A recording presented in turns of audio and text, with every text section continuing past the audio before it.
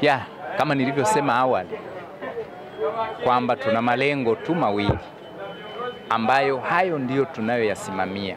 Lengo la kwanza kabisa, tunatafuta ubingwa wa soka la nchi hii. Inawezekana, tunao uwezo. Na Watanzania wanaotufuatilia ambao hawana upande kwenye ukweli, wanakuwa wakweli kusema, watakuwa mashahidi kwamba JKT Tanzania inao uwezo huo. Na tukifeli hilo, lengo la pili ndilo hilo tulilosema kwamba tuwe miongoni mwa timu 4 za juu ambazo zinakuwa na uwakilishi katika mashindano ya CAF.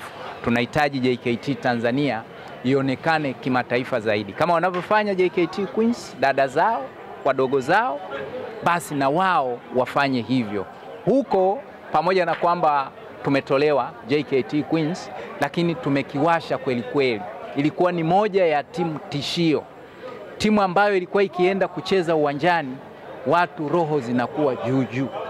Lakini Mungu akupenda, tukatolewa katika hali hiyo na kila mmoja akashangaa. Leo hii timu ambayo tulicheza nayo na wakaja kusawazisha dakika ya 87 kwa penati ambayo pia tukuielewa vizuri, iko fainali.